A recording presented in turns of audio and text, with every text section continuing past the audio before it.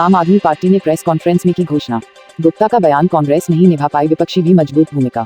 आज press club Vidisha में आम आदमी पार्टी के उपाध्यक्ष भगवत सिंह राजपूत, जिला अध्यक्ष नवीन शर्मा ने प्रेस कॉन्फ्रेंस के जरिए आगामी निकाय चुनाव और पंचायत चुनाव में अपने उम्मीदवार उतारने की घोषणा की।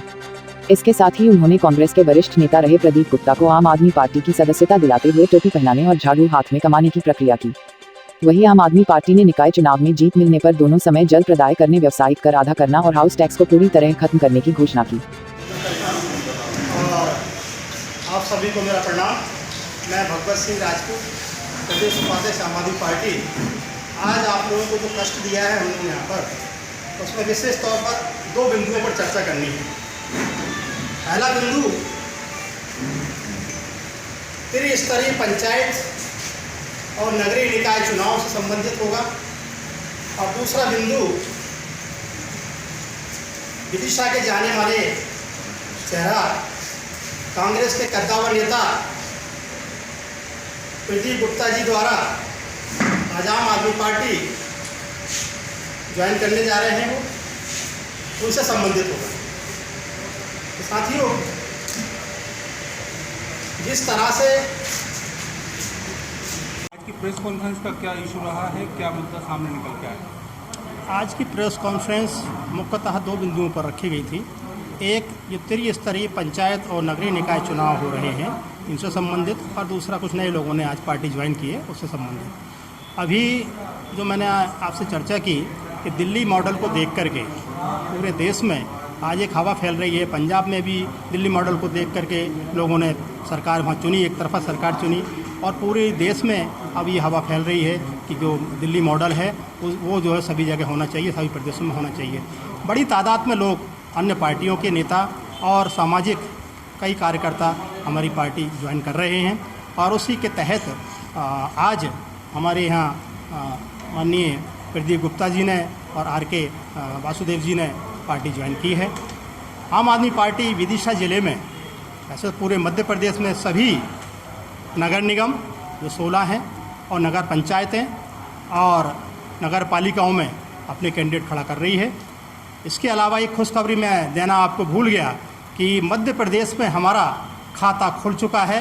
पंचायत चुनाव में 14 हमारे पंच और 1 सरपंच निर्विरोध चुन करके आ चुके हैं। ये कल की आपको मैं न्यूज़ दे रहा हूँ, और बाकी और डिटेल ले रहे हैं।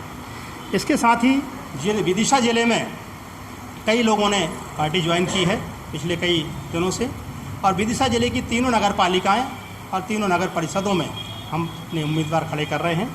उम्मीदवारों का जो क्राइटेरिया है चयन करने का, उनमें 4 सी प्रमुख हैं। 4 सी पर हम उम्मीदवारों का चयन करेंगे।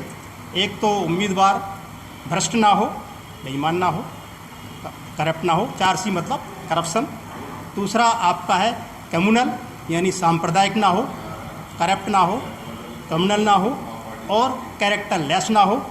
इसके अलावा जो है आपका चौथा जो सी है वो है आपका कम्युनल ना हो, करप्ट ना हो, और आपका जो है कैरेक्टर लेस ना हो, और क्रिमिनल ना हो। ये 4 सी जो है, इसके आधार पर हम उम्मीदवारों का चयन करेंगे।